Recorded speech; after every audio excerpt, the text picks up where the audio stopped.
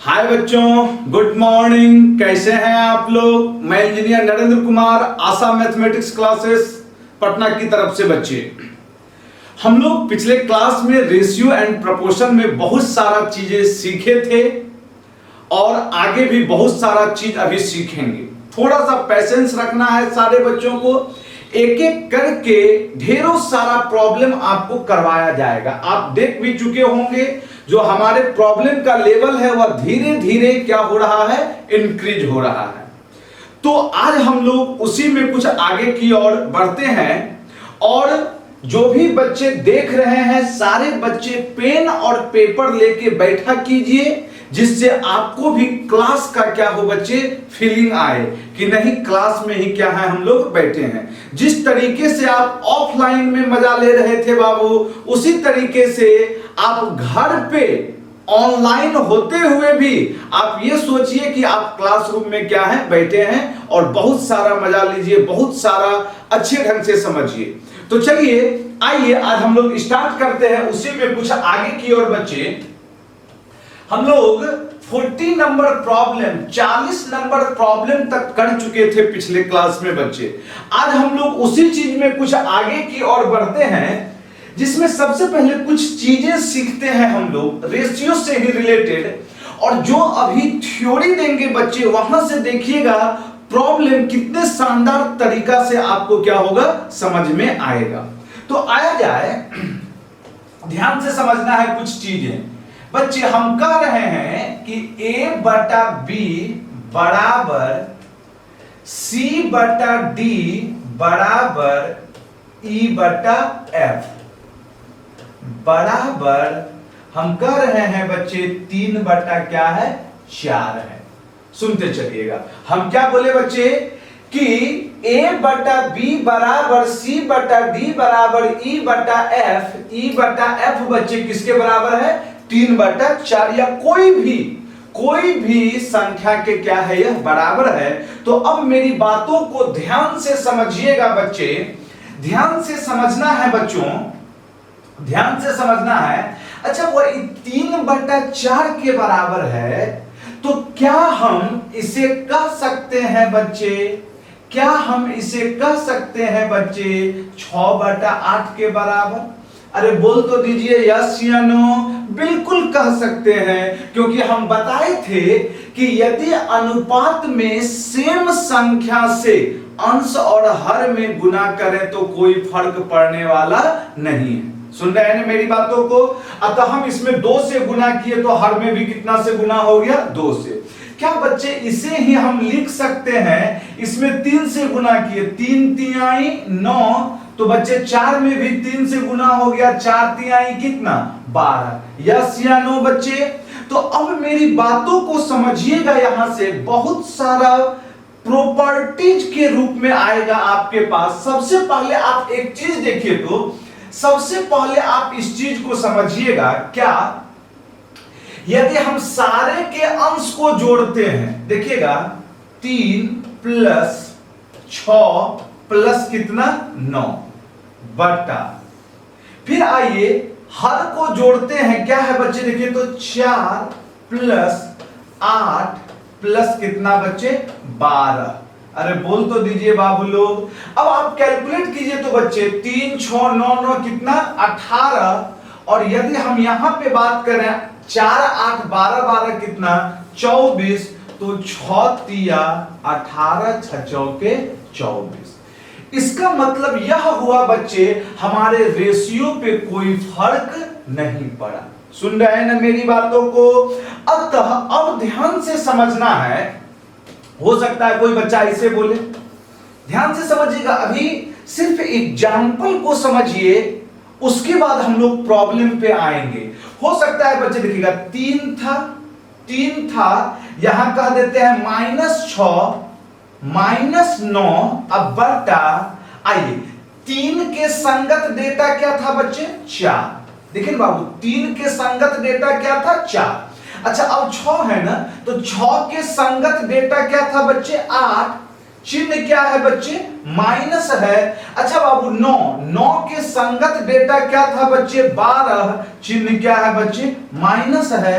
थोड़ा इसे कैलकुलेट करके बताइए तो बाबू लोग क्या आ रहा है, 9 6 15 माइनस कितना आ गया बच्चे 12 अपॉन माइनस 12 अपॉन यहां करेंगे बच्चे माइनस कितना 16, यदि कटाएंगे 4 तिहाई 12 4 चौके 16, फिर भी रेशियो हमारा क्या है बच्चे, वही चीज है। समझ में आ रहा है ना बाबू लोग। इसका मतलब अब यहां से कंक्लूजन सुनिएगा बच्चे। देखिए थोड़ा सा पैसेंस रखिए, क्योंकि जब हम लोग प्रॉब्लम करेंगे इन सारी चीजों का एप्लीकेशन आपको अच्छे ढंग से आना चाहिए। अब सुनिएगा कंक्लूजन क्या हुआ बच्चे, कंक्लूजन हुआ यदि हमारे पास, ध्यान से सुनना, हम सारा चीज नोट आउट करवाएंगे, बस आप पेन और पेपर लेके बैठिए। यदि हमारे पास ढेरों सारा रेशियो आपस में क्या है बच्चे, बराबर है, सुन रहे हैं ना, यदि हमारे पास ढेरों सारा रेशियो आपस में बराबर है तो सबको यदि जोड़ेंगे अंश को, सुन रहे हैं ना, और फिर नीचे सब के हर को जोड़ेंगे तो रेशियो पे कोई फर्क पड़ने वाला नहीं है। सुन रहे मेरी बातों को, अभी आप एग्जाम्पल से समझे हैं ना। सुनिएगा सुनिएगा हम क्या कह रहे हैं, बहुत बच्चे को पल्ला नहीं पड़ा होगा तो पैसेंस रखना है अभी आपको। सिर्फ जैसे कह रहे हैं a बटा b बराबर c बटा d बराबर e बटा क्या बच्चे f बराबर हम कहे कोई वैल्यू क्या है, k है। सुन रहे हैं ना, इतना किसके बराबर है, कोई ना कोई संख्यात्मक मान क्या है, k है। तो सुनिएगा क्या, यही चीज सीखना है। यदि हम सारे के अंश को जोड़ें a plus c plus e बटा, यदि हर को भी जोड़ें b plus d plus f, ये किसके बराबर होगा बच्चे, यह भी किसके बराबर होगा, के ही बराबर होगा। मेरी बातों से सहमत है ना बच्चे, यस या नो। अभी हम बताए थे, थोड़ा ध्यान से देखिएगा, अभी हम एग्जाम्पल दिए थे बच्चे, a बटा b c बटा d e बटा f बराबर 3 बटा 4, तो हम इसे लिख सकते थे 6 बटा 4, इसे ही लिख सकते थे 9 बटा 12। तो हम अभी संख्यात्मक मान लेके दिखाए कि 3 प्लस 6 प्लस 9 जोड़े तो नीचे वाला भी क्या हुआ बच्चे, जुटा, वैल्यू तो वही क्या आ गया 3 बटा 4 के बराबर, हाँ कि ना बाबू। अच्छा अब हम बोले यहां पर समझते चलना है, यहां पर अब हम कहें कि यदि यह किसी न किसी संख्यात्मक मान किसके बराबर है, के बराबर है, तो यदि हम अंश को जोड़ देंगे तो हर को भी क्या करना होगा, जोड़ना होगा, रेशियो पे कोई फर्क नहीं पड़ेगा। मतलब जो इसको सिंप्लीफाई करेंगे तो वही वैल्यू किसके बराबर आएगा बच्चे, के बराबर। बोलिए ना भाई। अब सुनिएगा, यहां से समझना है छोटा छोटा चीज, यहां से समझना है। यदि अब हम कहते हैं बच्चे a, ध्यान से खाली समझते चलिएगा अभी बाबू, अभी एकदम लिखने का तरीका समझिएगा, अभी सिर्फ पैसेंस रखना, अभी ध्यान से समझना है। अच्छा अब देखिए तो a के संगत डेटा कौन था, b था, हाँ कि ना बाबू। c के संगत डेटा कौन था, d था। बाबा e के संगत डेटा कौन था, f था। सुन रहे हैं ना मेरी बात। यदि हम इस c के साथ माइनस लगाएंगे, सुन रहे हैं ना, यदि हम इस c के साथ क्या लगाए, माइनस, तो c के संगत कौन था, d, तो d में भी क्या होगा बच्चों, माइनस लगेगा, हाँ कि ना बाबू। अरे अब तो धीरे धीरे समझ में आ रहा होगा। सुनिएगा, यदि हम e के साथ प्लस चिन्ह लगाए, सुन रहे हैं ना, तो e के संगत कौन था बच्चे, f, यस या नो। f में भी कैसा चिन्ह होगा, प्लस, तो ये वैल्यू किसके बराबर होगा बच्चों, उसी रेशियो के क्या होगा, बराबर होगा। सुन रहे हैं ना। इसका मतलब अब कंक्लूजन सुनिएगा, जैसा काम रेशियो के अंश में वैसा ही रेशियो के हर में। देखिएगा अंश का मतलब यहां क्या है, ए सी ई है, और हर का मतलब क्या है, बी डी एफ है। यदि हम C के साथ माइनस लगाए तो C के संगत डेटा कौन था, D था, D में भी क्या लगा, माइनस लगा। तो ये सारा ऑपरेशन किसके बराबर होगा, K के बराबर होगा। मेरे बातों से सहमत है ना। अब सुनिएगा बच्चे, अब ध्यान से समझते चलना है। जैसे अब देखते चलिए, यदि हम कह रहे हैं बच्चे A बटा B बराबर C बटा D बराबर E बटा F बराबर K, क्लियर है ना, बराबर क्या बोले, K। अब एकदम अच्छे ढंग से समझिए, हम फाइनल स्टेज पे पहुंचने जा रहे हैं। तो हम बोले थे कि जैसा काम अंश में वैसा ही काम उसके संगत हर में। यदि हम कहें इस A में 5 से गुना किए, ध्यान से सुनते चलिएगा बच्चे, A में कितना से गुना किए बाबू, 5 से, तो B में भी कितना से गुना होगा, 5 से। समझते चलना है, देख रहे हैं ना बात को। यदि हम कहें बच्चे कि इस C में हम 2 से गुना किए, तो D में भी क्या करना होगा बच्चे, 2 से। यस या नो। यदि यहां पर प्लस रखेंगे तो C के संगत जो D है वहां भी क्या रखना होगा, प्लस रखना होगा। बच्चे यदि हम E में सिर्फ ये रखें E, और E के संगत कौन है, F। यदि हम यहां पे माइनस लगाए तो E के संगत जो था F, उसमें भी क्या लगेगा, माइनस। तो ये जो भी सिंपलीफाई करने पे आएगा वह आंसर क्या देगा बच्चे, रेशियो के बराबर देगा। मेरे बातों से सहमत है ना बाबू लोग, यस या नो बच्चे। अब सुनिएगा बच्चे, इसका मतलब हम कहते हैं कि इस L A में कितना से गुना किए बच्चे, L से। L कोई संख्या रहा होगा, तो A के संगत कौन है, B। B में भी कितना से गुना हो जाएगा बच्चे, L से गुना होगा। ऐसा इसलिए बच्चे क्योंकि हम बताए थे यदि अंश में कोई संख्या से गुना तो हर में भी क्या होता है, उसी संख्या से गुना होता है। सुन रहे हैं ना। अतः हम बोले A में कितना से गुना, L से, तो B में भी कितना से गुना बच्चे, L से। फिर बोले बच्चे C में M से गुना, ध्यान से समझना है, तो D में भी कितना से गुना बच्चे, M से। यदि E में बच्चे N से गुना तो F में भी कितना से बच्चों, N से। हाँ कि ना बाबू। यदि यहां प्लस तो C के संगत D में भी प्लस। बाबू E के पहले यदि प्लस तो E के संगत F में भी प्लस। यस या नो।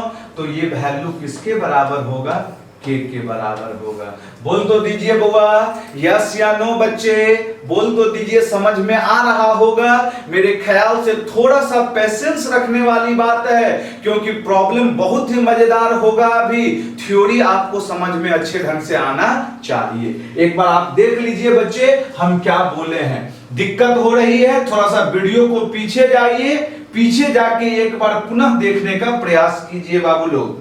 अब आइए हम कुछ एग्जाम्पल देते हैं।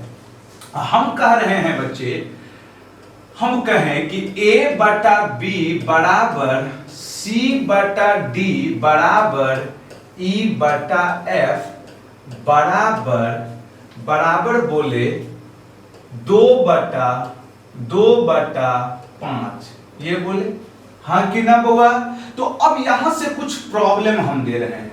हमसे पूछेगा बच्चे, हमसे पूछेगा 2A minus 3C plus 4E बटा 2B minus 3D plus 4F। आप लोग फटाफट आंसर देते चलिए। मेरे ख्याल से अब सारे बच्चे आंसर देने के कगार पे पहुंच गए होंगे। फटाफट आंसर देते चलिए। तो बाबू लोग क्या होगा इतने का मान। दूसरा हम प्रॉब्लम दे रहे हैं, इसी में बच्चे लोग हम कहें कि 5A माइनस दे दिए बाबू कितना, 4/4 5b माइनस 10। इसका भी आंसर देना है बाबू लोग। यदि हम बात करते हैं तीसरा नंबर में अच्छे ढंग से अभी सिर्फ समझना है। हम बोले बच्चे c माइनस 2e बटा d माइनस 2f ये भी किसके बराबर होगा, समझते चलना है बच्चे। अगला प्रॉब्लम हम दिए चौथा नंबर हम प्रॉब्लम दे देते हैं। हम कहते हैं बच्चे 3a plus 4c minus 6 upon 3b plus 4d और बच्चे माइनस 15। फटाफट आंसर देते चलना है और कुछ नहीं बाबू। हम यहां पे अभी बहुत सारा प्रॉब्लम दे दिए हैं, बहुत मजेदार प्रॉब्लम है। आप सारे बच्चों को आंसर देना है।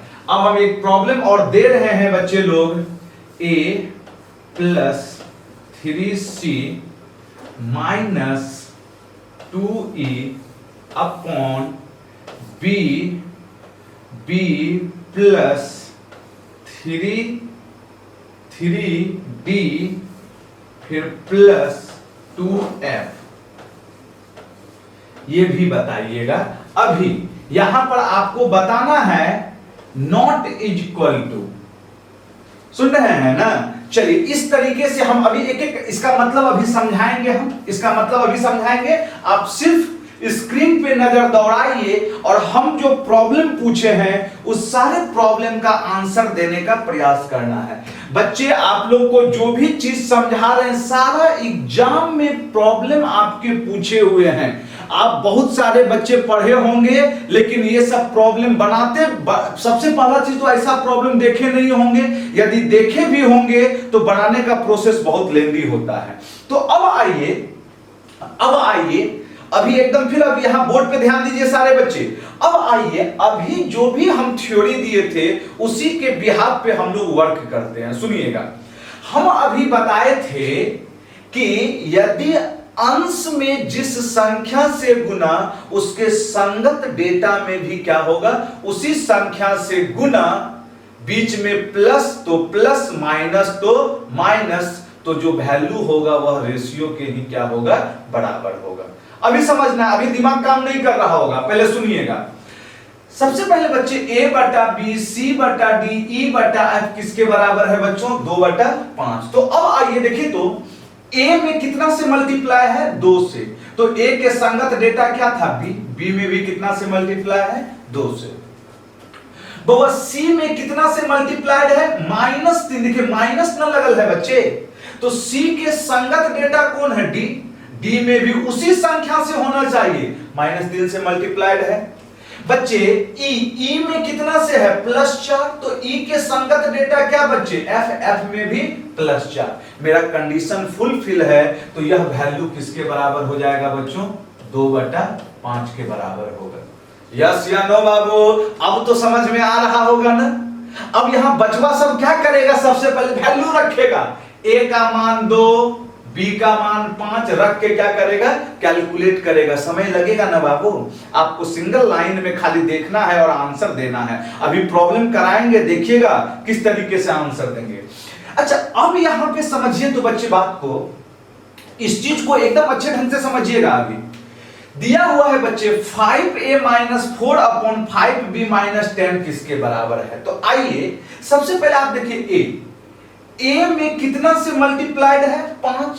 तो a के संगत कौन है, b में भी कितना से मल्टीप्लाइड है, 5। लेकिन अब यहां पर किया क्या है बच्चे, 4 है और यहां पर क्या है बच्चों, 10 है। सुन लीजिएगा, यहां पर क्या है बच्चे, 4 है और यहां पर क्या है बच्चों, 10 है। तो इसका मतलब देखिए तो 4 के लिए 2 में 2 से मल्टीप्लाई, यस या नो बाबू। तो 2 में 2 से मल्टीप्लाई, तो 5 में भी कितने से मल्टीप्लाई, 2 से। कंडीशन फुलफिल है ना, 2 दूनी 4 तो 5 दूनी 10, चिन्ह क्या है माइनस, यहां भी क्या है माइनस, अतः यह भी वैल्यू किसके बराबर हो गया बच्चे 2/5 के बराबर। यस या नो, हमें रखने की कोई जरूरत नहीं है, सिर्फ नजर का खेला है बच्चे। थोड़ा सा पेशेंस रखिए, समझदारी से काम लीजिए, जो भी चीज बताएंगे एकदम टू द पॉइंट होगा बाबू लोग। अच्छा अब आइए यहां पे देखिए तो तीसरा में c minus 2e upon d minus 2f किसके बराबर। तो सबसे पहले c के संगत कौन है d, बउआ यहां भी 1 यहां भी 1, यस या नो। अब आइए e में कितना से मल्टीप्लाई -2, देखिए ना माइनस लगल है ना बच्चे, -2, तो e के संगत f था ना बाबू, f में भी कितना से -2 से, तो यह भी वैल्यू किसके बराबर है 2/5, यस या नो बच्चे। बहुत बच्चा सोचेंगे सर तीनों को न लेना है, कोई नेसेसरी नहीं है, आप कोई भी 2 टर्म को उठा के चल सकते हैं या तीनों को उठा के चल सकते हैं। पहला वाले में तीनों ले लिए थे, दूसरा वाले में क्या लिए थे, ए को लिए थे, यहां से 2/5 पकड़े थे, तीसरा वाले में सी और डी। समझ में आ रहा है ना बात, जरूरी नहीं है कि तीनों का तीनों क्या हो शामिल हो।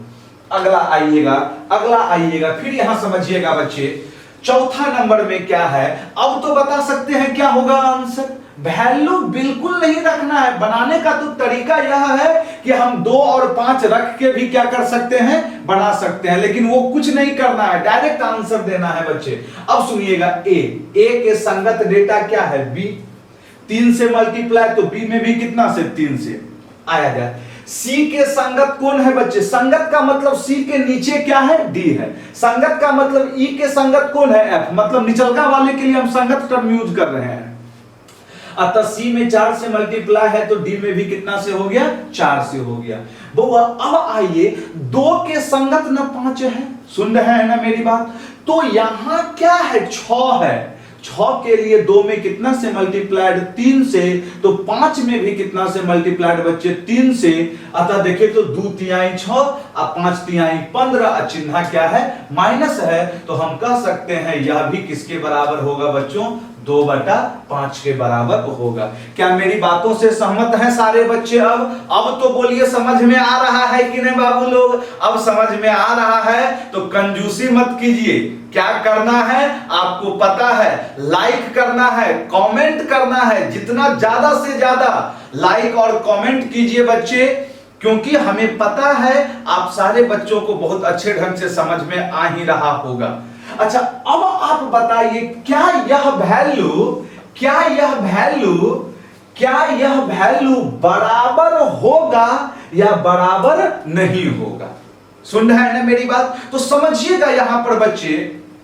आइए ए के संगत बी 1 1 है, यहां सी के संगत डी 3 3 प्लस में है, ई के संगत एफ है।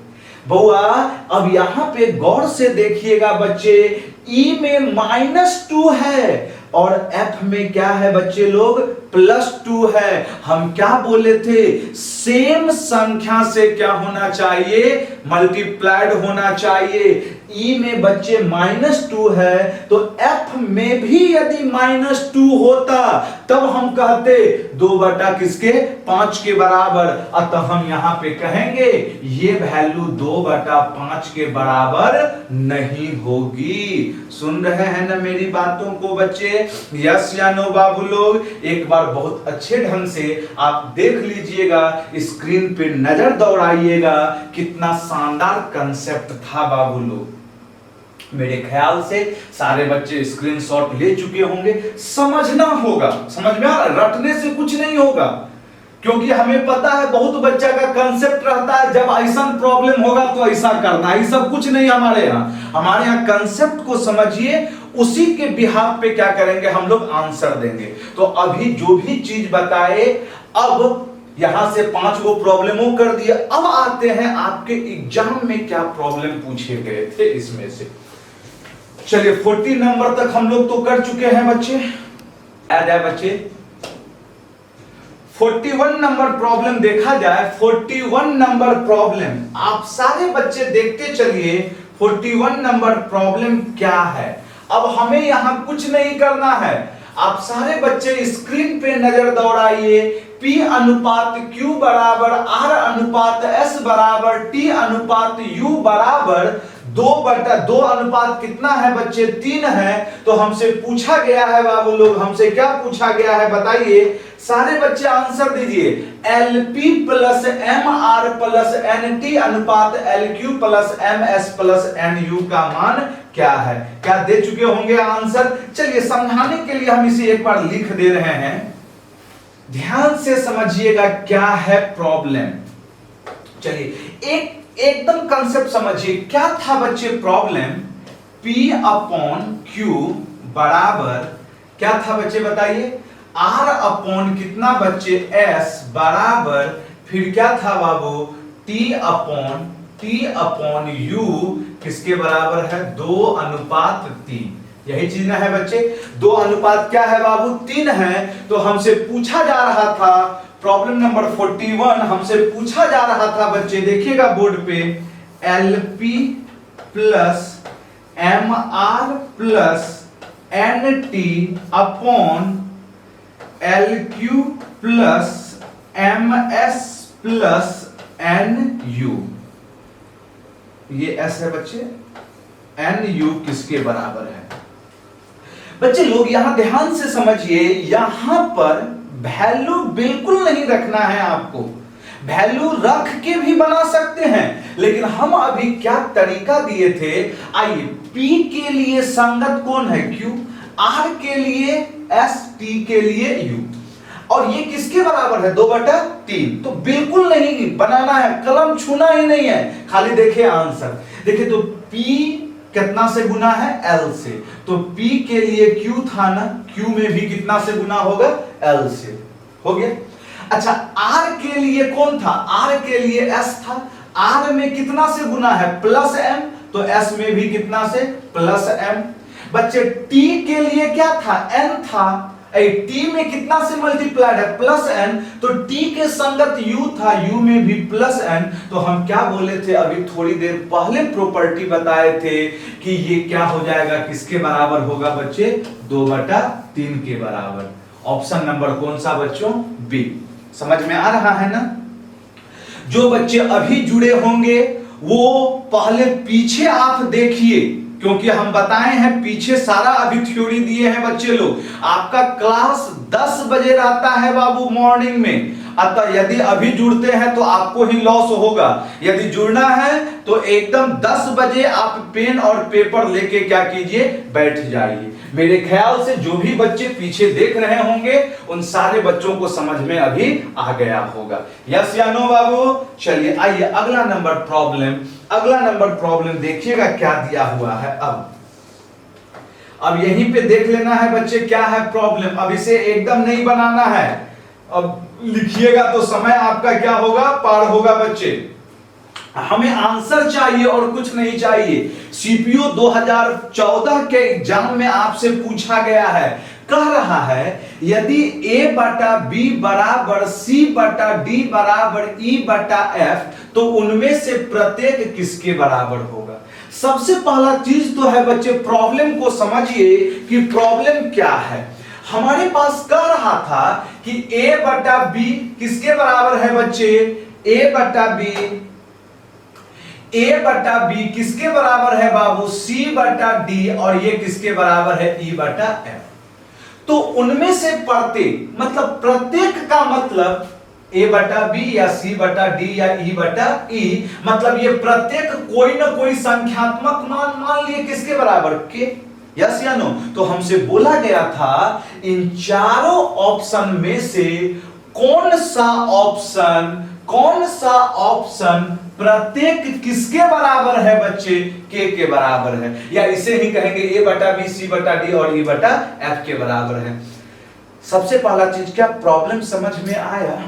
यदि प्रॉब्लम ही समझ में नहीं आएगा तो आंसर क्या दीजिएगा। सबसे पहले समझिए कि प्रॉब्लम क्या कह रहा था, A/B C/D E/E, तो प्रत्येक किसके बराबर है, समझ में आ रहा है ना। अतः हम बोले प्रत्येक किसके बराबर है के, तो इन चारों ऑप्शन में से कौन सा वैल्यू के बराबर होगा। अभी कुछ बताए थे ना, हम बताए थे देखिएगा मल्टीपल देखना है, सेम है या नहीं है। आया जाए बच्चे ए के संगत बी था, यस या नो बाबू। अतः एक से मल्टीप्लाई, सी के संगत कौन है, सी के संगत डी है, 3 + 3 यहां भी +3। ई के संगत क्या है, देखिए ना, ई के संगत क्या है, एफ, -5 मतलब पहले ये ऑप्शन में हमारा कंडीशन फुलफिल हो गया, तो हम कह देंगे यही तो किसके बराबर होगा बच्चे, के बराबर होगा। आगे बनाने का कोई जरूरत ही नहीं है। अब आइए हम इन तीनों ऑप्शन को समझाने के लिए कि आपके दिमाग में सारा चीज क्या हो बैठ जाए, हम ऑप्शन बी सी डी लेके चलते हैं। सुनिएगा, ए के संगत तो बी था, सी के संगत भी डी था, ई के संगत एफ था, लेकिन बाबू ई में -1 आया, लेकिन एफ में क्या आया, -5। सुन रहे हैं ना, तो क्या ये कभी भी बराबर होगा बच्चे के नहीं, क्योंकि हम बताए थे सेम संख्या का मल्टीपल होना चाहिए। आया जाए ऑप्शन नंबर सी, देखिएगा ए के संगत तो बी था, तो ए में 3 से मल्टीप्लाई, लेकिन बी में कितना से है, 1 से है बाबू, यही तो ये फाइल हो गया ना, क्योंकि हम क्या बोले थे, यदि ए में 3 से गुना तो बी में भी कितना से गुना, 3 से, मतलब ये भी के बराबर नहीं होगा, कि अपने तरफ से मान लिए थे। आगे देखिए बच्चे, ए के संगत बी, अच्छा यहां तो 1 1 दोनों में है, लेकिन सी में +3 है, तो डी में क्या है, +1 है, क्या ये कभी भी बराबर होगा के? अतः ऑप्शन नंबर कौन सा सही है बच्चों, 1 नंबर बिल्कुल क्या है, सही है। अब मेरे ख्याल से मेरी बात आप सारे बच्चों को समझ में आ गई होगी बच्चे, धीरे धीरे। यस या नो बाबू लोग, यस या नो कमेंट करके बताइए। देखिए मजेदार कंसेप्ट है, और ये सब प्रॉब्लम आपको देखने के लिए ही नहीं मिलता है, समझ में आ रहा है ना। बहुत सारे बच्चे YouTube पे बहुत सारा वीडियो देखते होंगे, लेकिन क्या ऐसा प्रॉब्लम मिलता है, आप खुद सोचिएगा, समझ में आ रहा है ना। मिलता भी होगा तो एगो रेयर मिल गया, लेकिन एक प्रॉब्लम से आपका पूरा कंसेप्ट क्लियर होने वाला नहीं है, क्योंकि जितना ज्यादा से ज्यादा प्रॉब्लम बनाइएगा बच्चे, जितना ज्यादा से ज्यादा प्रॉब्लम बनाइएगा, आप में उतना ही ज्यादा क्या होगा, परफेक्शन आएगा। तो इसी बात पे बाबू, इसी बात पे अगला नंबर रहा आपके स्क्रीन पे, फटाक से आंसर दे दीजिए। यह प्रॉब्लम भी आपके सीपीयू का ही पूछा गया है बाबू, सीपीयू 14 या 15 में पूछा है, एग्जैक्ट नहीं है, लेकिन देख लीजिए यहां तो 14 लिखा है। चलिए जो भी हो, सीपीयू में पूछा गया है, हमें आंसर बताइए। सबसे पहले प्रॉब्लम समझिए क्या है, नहीं समझिएगा इतना लंबा चौड़ा प्रॉब्लम है, देख के खेला स्वाहा हो जाएगा आपका, समझ में आ रहा है ना। तो पैसेंस रखिए, थोड़ा सा पैसेंस रखना है, और अच्छे ढंग से समझना है हम क्या कहना चाह रहे हैं यहां पर। चलिए दिया हुआ है, मान ले कि A B C D E F not equal to 6 भिन्न धनात्मक वास्तविक संख्याएं हैं। कह रहा है ए अनुपात बी इक्वल टू सी अनुपात डी इक्वल टू ई अनुपात एफ बराबर 2:3। ध्यान से सुनना है बच्चे, ये सारे रेशियो किसके बराबर हैं बाबू लोग बताइए, किसके बराबर है, 2:3 है। तो हमसे बोला 3e - 4/3f - 6 कभी नहीं बाबू, यहां कभी भी होगा, कभी नहीं होगा बच्चे, कभी भी किस व्यंजक के बराबर नहीं हो सकता है। प्रॉब्लम समझिए, प्रॉब्लम समझिए, ऐसे नहीं चलेगा काम। अभी तो स्टार्टिंग हुआ है बाबू, अभी तो स्टार्टिंग हुआ है। प्रॉब्लम समझिए क्या कह रहा है। अब देखिए कह रहा था 3e - 4/3f - 6 कभी भी किस व्यंजक के बराबर नहीं होगा। मतलब इन चारों ऑप्शन में से कौन सा ऐसा ऑप्शन है जो इसके बराबर नहीं है। समझ में आ रहा है ना बउआ, यहां सारा प्रोसेस कोनो बनाने का प्रोसेस नहीं है, यहां डायरेक्ट बनाएंगे, देखा देखी वाला। यस या नो याद आया बाबू, हाँ क्लास में खूब चलता था कि नहीं सब। अतः देखा देखी वाला देखे, आंसर क्या हो गया, आ गया। तो चलिए आइए, मेरे ख्याल से बहुत सारे बच्चे अब आंसर भी देने लगे हैं बाबू लोग। चलिए सुनिएगा, सबसे पहले देखते हैं, अभी जो कंसेप्ट बताए थे उस चीज को समझिएगा। बच्चे E के संगत क्या है? F है ना बाबू। देखिए तो तीन, यहां देखिए ना, E के संगत क्या है? F। 3 से गुना, F में भी 3 से, बिल्कुल कंडीशन सही है। अब क्या है? 4 और 6। अच्छा, ये 4 का मतलब 2 में 2 से गुना, और 6 का मतलब 3 में कितना से गुना? 2 से, तब तो 6 आ रहा है ना। अभी हम बताए थे सेम संख्या का मल्टीपल होना चाहिए। तो बाबू 2 3 है, तो 2 में 2 से गुना किए 4, फिर बाबू 3 में भी कितना से गुना? 2 से कितना? 6, और चिन्ह दोनों में क्या है? माइनस। तो हम बेहिचक कह देंगे ये जो वैल्यू होगा ये हर हाल में किसके बराबर होगा? 2/3 के बराबर होगा। अभी जो देखे थे, अभी जो एग्जाम्पल 5 गो एग्जाम्पल दिए थे बाबू, यस या नो? 5 गो एग्जाम्पल में ये सारा चीज सिखाए थे ना। अतः ये वैल्यू किसके बराबर होगा? 2/3 के बराबर होगा। अब हमसे बोला है किस व्यंजक के बराबर नहीं हो सकता है। आइए चारों ऑप्शन को धरते हैं। जिसमें 2/3 के बराबर नहीं होगा वही हमारा क्या होगा बच्चे? आंसर होगा। आया जाए, सुनिएगा यहां पर पहला ऑप्शन ए के संगत बी 1 1 है, सी के संगत डी 1 प्लस प्लस में है। अच्छा 4 और 6 है, 4 और 6 का मतलब 2 में 2 से गुना, 3 में भी कितना से? 2 से। सेम संख्या से संगत क्रम में गुना होना चाहिए। समझ में आ रहा है ना? मतलब ये भी किसके बराबर हो जाएगा बच्चे? 2/3 के बराबर होगा। यस या नो? आया जाए यहां, देखिएगा सी में कितना से गुना है? 3 से गुना है। तो बच्चों अभी बताए थे कि सी यदि पकड़ेंगे तो सी के संगत डेटा कौन है? यहां बोर्ड पे देखिए डी है ना, सी के संगत कौन है? डी है। तो बाबू सी में यदि 3 से गुना हुआ तो डी में भी कितना से गुना होना चाहिए? 3 से न गुना होना चाहिए। लेकिन डी में कितना से गुना कर दिया है बच्चे? 4 से कर दिया है। ए बाबू ये कंफ्यूजन है, बी में 3 से गुना है। यदि सी में 3 से गुना है तो सी के संगत कौन है? डी। डी में भी कितना से गुना होना चाहिए था? 3 से, तब तो हम आगे बढ़ते ना। बाबा जब हम यही देख लिए कंडीशन नहीं है तो ये कभी भी 2/3 के बराबर नहीं होगा। हमसे क्या बोला था? किस व्यंजक के बराबर नहीं हो सकता है? जब मेरा ऑप्शन नंबर बी आ ही गया तो हमें आगे चेक करने की कोई जरूरत नहीं है। क्या यस या नो बच्चे? फिर हम समझाने के लिए यहां कह दे रहे हैं। आइए, ए के संगत कौन है? बी। देखिए ना, ए बी 3 से गुना, 3 से गुना। सी के संगत बोर्ड पे देखना है डी। संगत का मतलब अभी बताए थे, यदि सी पकड़ेंगे तो डी, ई का संगत की बात करेंगे तो ई पकड़ेंगे तो एफ। तो बाबा सी के लिए डी, तो दोनों में 4 से गुना प्लस 4 से। अच्छा यहां देखिए 2/3, 2/3 मतलब 2 में भी 1 से गुना तो 3 में भी 1 से गुना, मतलब ये भी किसके बराबर है? 2/3 के बराबर है।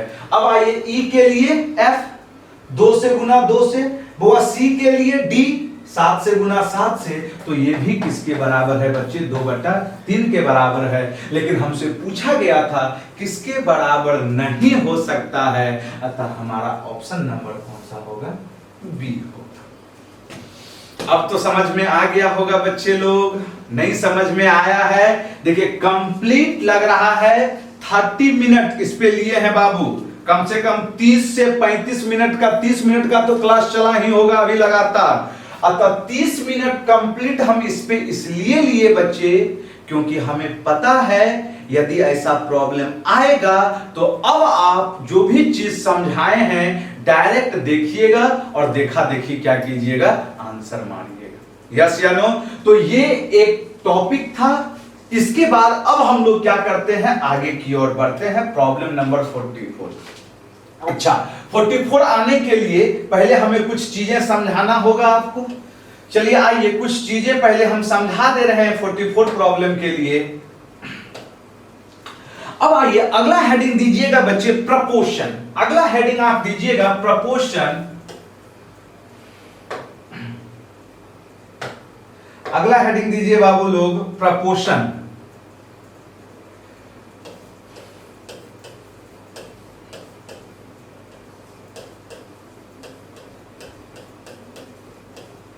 प्रपोर्शन प्रपोर्शन, जिसे हम लोग हिंदी में क्या बोलते हैं, बोलिएगा, समानुपात। समझ में आ रहा है ना बच्चे? जिनको हिंदी लिखना है लिखते चलिएगा। अब हम लोग पहले यहां सीखते हैं प्रपोर्शन के बारे में, जिसे हिंदी में हम लोग क्या कहते हैं बच्चे, समानुपात। तो सुनिएगा, समानुपात यदि यहां से हम तोड़ेंगे इसे, देखिएगा, समानुपात तोड़ते चलिए तो बाबू, समानुपात का मतलब समान अनुपात। कहने का मतलब है कि दो अनुपात यदि आपस में क्या हो जाए बच्चे, बराबर हो जाए। सुन रहे हैं ना मेरी बातों को? यदि दो अनुपात आपस में क्या हो जाए, बराबर हो जाए, तो उन्हें हम क्या कहते हैं बच्चे, समानुपात कहते हैं। क्लियर है ना बच्चे? या इसे लिखने का तरीका बाबू लोग, A अनुपात B और समानुपात में E, 4 गो डॉट, ऐसे क्या हो गया, C अनुपात D। तो हम क्या कहेंगे कि A अनुपात B समानुपात C अनुपात D। बच्चे इस समानुपात को हम लोग बराबर चिन्ह के द्वारा भी क्या करते हैं, रिप्रेजेंट करते हैं। समझ में आ रहा है ना? समानुपात जिनको लिखना है नोट आउट कर लीजिएगा। यदि दो अनुपात आपस में क्या हो बच्चे, बराबर हो, तो उसे हम लोग क्या कहेंगे, समानुपात कहेंगे। अब सुनिएगा, यदि बच्चे बराबर है तो क्या करेंगे, कोनिया कोनी गुना, क्या हो गया, AD बराबर क्या हो गया बच्चे, BC। ये आगे देखिए, जब जैसा लिखा हो उसके अकॉर्डिंग आपको वर्क करना है। यदि हम यहां की बात करेंगे, जब यह समानुपात में है, इसका हम जिक्र पिछले क्लास में भी किए थे, जब यह ऐसे लिखा है तो क्या होगा, नजदीक वाले का गुणनफल किसके बराबर बच्चे, दूर वाले के गुणनफल के बराबर। मतलब यहां पर नजदीक में कौन कौन है बाबू, BC, ये किसके बराबर हो जाएगा, AD के बराबर। समझ में आ रहा है ना, यस या नो? तो अब आइए, समानुपात को एक और वर्ड है, एक जैसा अनुपात। इसे और क्या कहेंगे बच्चे, एक जैसा अनुपात। एक जैसा क्या बाबू लोग, अनुपात। समझ में आ रहा है ना? बहुत बार समानुपात नहीं बोल के क्या कह देता है बच्चे, एक जैसा अनुपात, या इसे ही निरंतर अनुपात। वो देखिए हिंदी में बाबू बहुत तरीके का नाम यूज कर लेता है, एक जैसा अनुपात, आर इन सेम प्रपोर्शन, फिर निरंतर अनुपात भी बोल देता है। समझ में आ रहा है ना? अतः ये था बच्चे क्या, प्रपोर्शन। तो अब ध्यान से समझना है, यदि हमसे बहुत बार लैंग्वेज में बोलेगा, कहेगा A B C D, ध्यान से समझते चलिएगा, A B C D एक जैसा अनुपात है। क्या है बच्चे, यह एक जैसा अनुपात। देखते चलिए बाबू लोग, एक जैसा अनुपात या क्या बोलेगा बच्चे, समानुपात,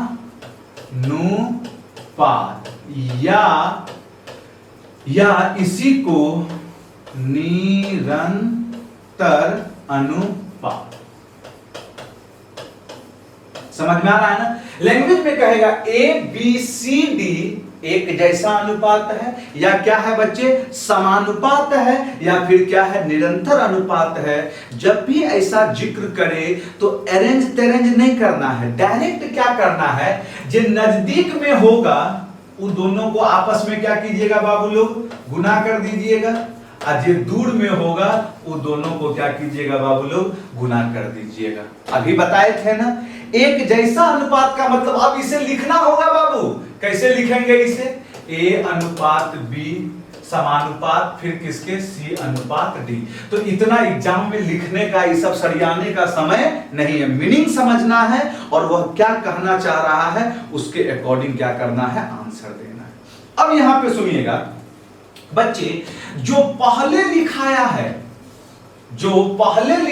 है उसे प्रथम अनुपात, जो सेकंड में लिखाया है उसे दूसरा अनुपात, जो थर्ड में लिखाया है उसे तीसरा अनुपात, जो फोर्थ में लिखाया है उसे चौथा अनुपात के नाम से जाना जाता है।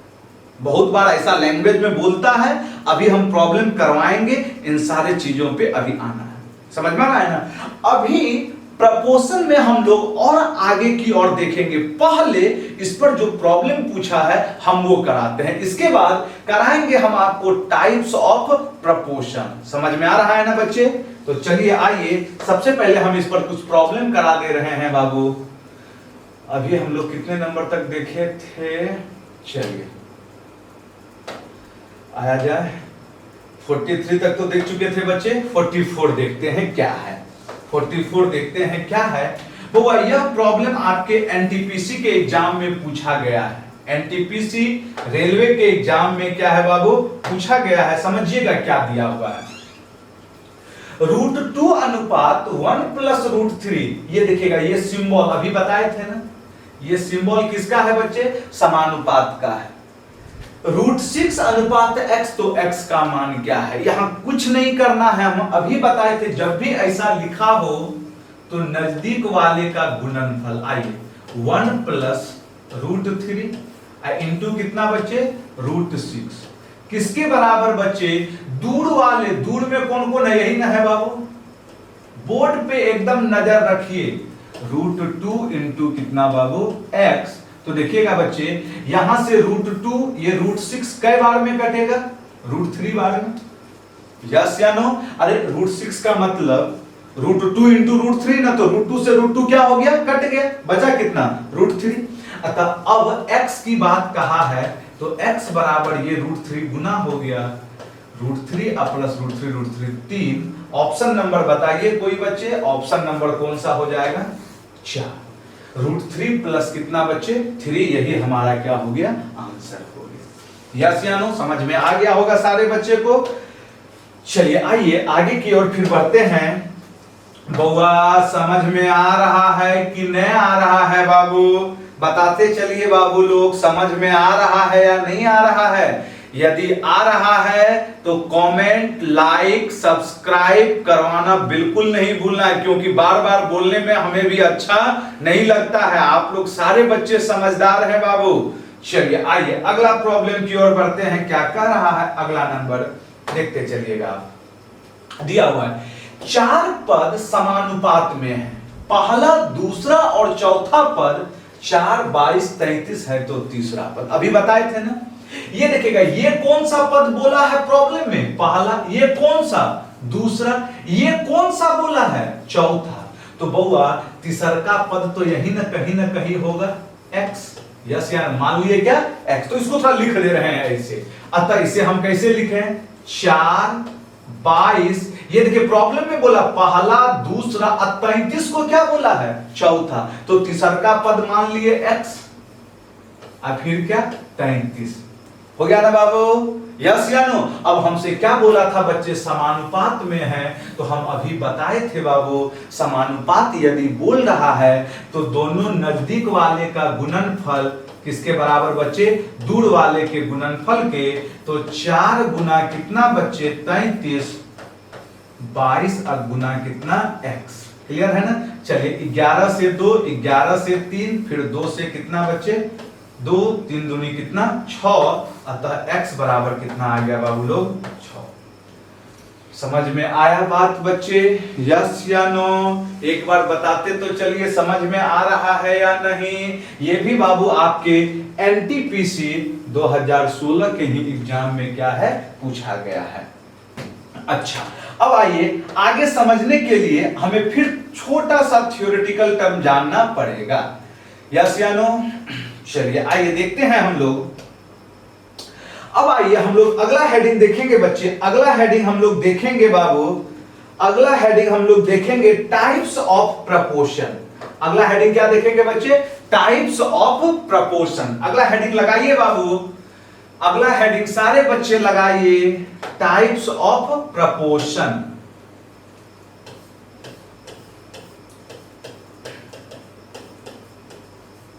Types of proportion.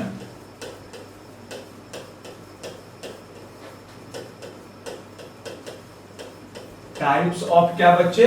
प्रपोर्शन, मतलब समानुपात के प्रकार, जिसमें सबसे पहला है बच्चे, जिसमें सबसे पहला है मीन प्रपोर्शन। मीन प्रपोर्शन,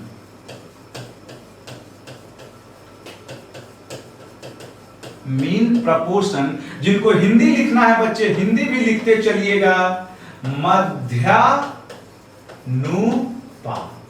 सुनते चलना है, क्या बोल रहे हैं? मध्यानुपात। ध्यान रखिएगा, सबसे पहला इसमें क्या है? मीन प्रपोर्शन, और बहुत ही इंपॉर्टेंट है बच्चे, जिनको लिखना है लिखिएगा। यदि कोई दो संख्या a और b है, कोई दो संख्या क्या है बच्चे?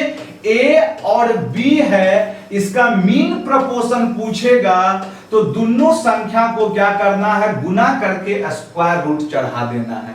समझे मेरी बातों को? यदि कोई दो, एकदम फॉर्मूला, ये एज ए फॉर्मूला के रूप में ही रिमेंबर रखिए, सोते जगते उठते बैठते बच्चे, समझ में आ रहा है ना? यदि बोलेगा कि दो संख्या a और क्या है बच्चों? b है, दो संख्या क्या है? a और b है, और हमसे मध्यानुपात की बात करेगा तो दोनों संख्या को आपस में गुना करके क्या चढ़ा देना है? रूट चढ़ा देना है। अगला है बच्चे दूसरा में थर्ड प्रपोर्शन, जिसे हम लोग तृतीयानुपात कहते हैं। Third proportion, T4 third, P4 proportion, पूरा लिखिए बच्चे आप लोग। थर्ड प्रपोर्शन, जिसे हम लोग तृतीयानुपात लिखते चलिएगा आप लोग। तृतीयानुपात आप लोग लिखिए बाबू, तृतीया कैसे लिखते हैं? लिखते चलिए। थर्ड प्रपोर्शन क्या बच्चे? तृतीयानुपात। तो सुनिएगा मेरी बातों को, कोई दो संख्या a और b है, ध्यान से समझना है। कोई दो संख्या क्या है बच्चे? a और b है, और यदि हमसे थर्ड प्रपोर्शन की बात करेगा, तृतीयानुपात की बात करेगा, तो करना क्या है? जो भी बाद में है, बाद वाले का स्क्वायर अब बटा में क्या कर देना है? पहला वाला। समझ में आ रहा है ना? दो संख्या यदि a और b है बच्चे, तो यदि थर्ड प्रपोर्शन हमसे पूछेगा बाबू लोग, थर्ड प्रपोर्शन पूछेगा तो थर्ड प्रपोर्शन क्या होगा? जो भी बाद में होगा, देखिए बाद में कौन है? b, तो बाद वाले का क्या करेंगे? स्क्वायर, अब उसमें भागा दे देंगे किससे? पहलका वाले से। यही क्या निकल जाएगा बच्चे? थर्ड प्रपोर्शन निकल जाएगा।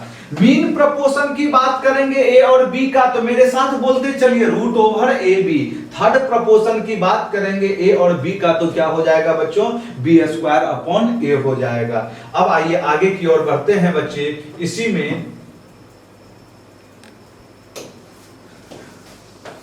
तीसरा फोर्थ प्रपोर्शन, फोर्थ प्रपोर्शन तीसरा जो होता है बच्चे, होता है वह क्या होता है बच्चों? फोर्थ प्रपोर्शन होता है। हम लोग बात कर रहे हैं फोर्थ प्रपोर्शन, चतुर्थानुपात। लिखते चलिए बाबू, फोर्थ प्रपोर्शन को हिंदी में क्या कहते हैं बच्चे? एकदम बोले ना, फाउंडेशन का मजा लीजिए। जो भी चीज बता रहे हैं एकदम सटीक बता रहे हैं, टू द पॉइंट बता रहे हैं बच्चे।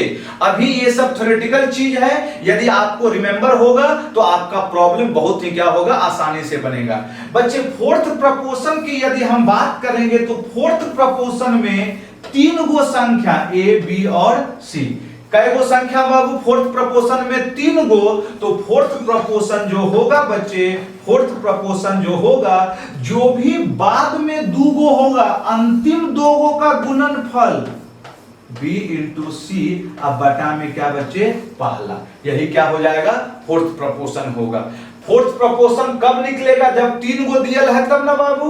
ए, बी और सी है तीन गो, तो बोलेगा चतुर्थानुपात क्या है? फोर्थ प्रपोर्शन क्या है? तो करना क्या है? जो भी बाद में है दो गो संख्या, उन दोनों को गुना कर देना है और पहलका वाले संख्या से क्या करना है? भाग कर देना है। अतः हमारे पास तीन तरह के प्रपोर्शन आए। एक आया मीन प्रपोर्शन मध्यानुपात, दूसरा आया थर्ड प्रपोर्शन तृतीयानुपात, और चौथा आया फोर्थ प्रपोर्शन चतुर्थ अनुपात। एक बार बोलते चलिए सारे बच्चे, a और b है तो मीन प्रपोर्शन की बात करेंगे तो क्या हो जाएगा? Root over a into B. देखिए बच्चे, देखिए अभी तो आप हमसे दूरों में बैठ के पढ़ रहे हैं, हमें तो ये नहीं पता है कि आप बोल रहे हैं कि क्या कर रहे हैं। तो मेरे साथ प्रयास करना है, जैसे आप क्लास में आवाज देते थे, यस या नो, कोई भी चीज पूछते थे तो आप फटाफट जवाब देते थे, उसी तरीके से अभी आप जहां भी बैठे हैं वहां पे खुद से आपको क्या करना है, जब भी हम कोई प्रॉब्लम पूछें आपसे, कुछ आंसर पूछे, तो आपको खुद में क्या करना है, जवाब देना है। अतः चलिए बताते चलिए सारे बच्चे, मीन प्रपोर्शन रूट ओवर ए इंटू बी। थर्ड प्रपोर्शन ए और बी है तो बी का स्क्वायर बटा ए। फोर्थ प्रपोर्शन ए बी और सी है तो बी इंटू सी अपॉन क्या बच्चे ए। यस या नो। अब इस पर हम लोग क्या करेंगे, अभी पहले प्रॉब्लम कर लेते हैं, देख लेते हैं बच्चे यहां से प्रॉब्लम हम लोग। चलिए आया गया बाबू लोग, प्रॉब्लम देखते चलिएगा। 46 नंबर होगा हमारे पास, समझ में आ रहा है ना। अब जो भी प्रॉब्लम है देखिएगा, ये जो फॉर्मूला है यहां से बहुत ज्यादा प्रॉब्लम पूछे गए हैं बच्चे। पहला नंबर प्रॉब्लम कह रहा था 3 प्लस रूट 2 तथा 12 माइनस रूट 32 का मध्यानुपात क्या है। देखिए प्रॉब्लमों वैसने वैसन दिए हैं, ई नहीं कि दो संख्या दे दिए 9 और 4, आप पूछ रहे हैं मध्यानुपात क्या है।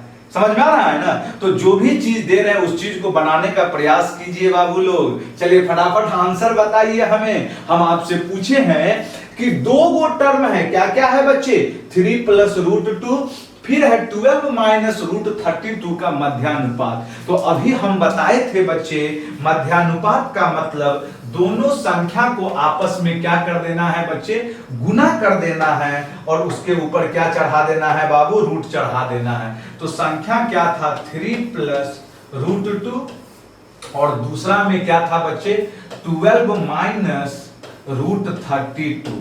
यही ना हो गया बच्चे। दोनों को गुना करके क्या कर देंगे बाबू लोग, रूट चढ़ा देंगे, तो यही क्या हो जाएगा हमसे, मध्यानुपात हो जाएगा, मीन प्रपोर्शन हो जाएगा। थोड़ा सिंपलीफाई कर देंगे तो यहाँ 32 को हम लोग 4 रूट 2 लिख सकते हैं ना। कहिएगा कैसे लिख दिए, अरे 32 का मतलब 16 गुना 2, तो 16 का वर्गमूल कितना, 4, और फिर कितना, रूट 2 आ गया। बाबू दोनों में 4 कॉमन ले लिए तो क्या हो गया, 3 माइनस रूट 2। और अब देखिएगा यहां पर क्या था बच्चे, यहां पर देखते चलिए ना, यहां से बच्चे 4 कॉमन ले लेंगे तो यहां 3 ना बचेगा, माइनस कितना, रूट 2। अब एक चीज देखिए बाबू, 3 plus root 2, 3 minus root 2, direct कर दीजिए a प्लस बी और a माइनस बी, तो क्या होता है बाबू लोग। अब देखिए ये सब बेसिक चीज तो पता होना चाहिए, a plus B into A minus B क्या हो जाता है, ए स्क्वायर माइनस कितना बच्चों, बी स्क्वायर। ए स्क्वायर का मतलब 3 का स्क्वायर कितना, 9, और रूट 2 का स्क्वायर 2, 9 में 2 जाएगा, कितना दे देगा, 7। ये 7 हम कैसे लिखे बउआ, 3 का स्क्वायर, ये सब लिखना नहीं चाहिए था नन्नू, समझ में आ रहा है ना। ये सब चीज मने मन करना चाहिए। अब कहिएगा कि क्या सर ये सब चीज, बहुत बच्चा डायरेक्ट 7 लिखते हैं तो बहुत बच्चे को प्रॉब्लम भी हो जाती है, लेकिन थोड़ा सा बेसिक आपको क्या करना है, सुधारना होगा बच्चे। अतः ए स्क्वायर माइनस बी स्क्वायर कितना, 7। अच्छा यहाँ क्या हो गया, 4, तो देखिएगा 7 और गुना कितना, 4, 4 का 2 हो गया वर्गमूल, फिर कितना, रूट 7। अतः आंसर क्या हो गया बच्चे, 2 रूट 7। यस या नो बाबू, बोल तो दीजिए यस या नो। चलिए मेरे ख्याल से समझ में आ गया होगा। चलिए आगे की ओर बढ़ते हैं बच्चे, अगला नंबर प्रॉब्लम। चलिए ये प्रॉब्लम आपके होमवर्क के लिए है, ये प्रॉब्लम जो है आपके अभी होमवर्क के लिए है। इसे अगले क्लास में हम सारे बच्चे से इसका आंसर चाहते हैं, किस तरीके से आप सारे बच्चे क्या करते हैं, आंसर देते हैं। प्रॉब्लम है यदि बी ए तथा सी का मध्यानुपात हो तो इतना किसके बराबर है। सारे बच्चे स्क्रीनशॉट ले लीजिए, हम रेगुलर क्लास में एक एक प्रॉब्लम क्या करेंगे बच्चे, दिया करेंगे लास्ट में आपको होमवर्क के रूप में। तो अगले क्लास में इस प्रॉब्लम को हम क्या करेंगे, बताएंगे। आप सारे बच्चे इसका अच्छे ढंग से क्या कीजिएगा, आंसर निकालिएगा। तो बाबू लोग जो भी बच्चे देख रहे हैं, आप सारे बच्चे एकदम कमेंट कर दीजिएगा, हर हाल में बार बार करें। जितना जितना आप मेहनत कीजिएगा समझ में आ रहा है ना। आशा मैथमेटिक्स क्लासेस उतना ही तरक्की को छुएगा। ये सिर्फ और सिर्फ बच्चे आपके मेहनत के ऊपर निर्भर करता है। आप मेहनत करेंगे तो हमें भी मेहनत करने में क्या होगा, मजा आएगा। समझ में आ रहा है ना। तो जो भी बच्चे देख रहे हैं वे सारे बच्चे इस चीज को लाइक करते चलिए, कमेंट करते चलिए, सब्सक्राइब करते चलिए और जो जो करना है आप करते चलिए। बस अपने सारे दोस्तों में इस आशा मैथमेटिक्स क्लासेस को क्या कीजिए, पहुंचाते चलिए। तो मिलते हैं बच्चे हम लोग अगले क्लास में। आज के लिए बाबू जय हिंद, जय भारत।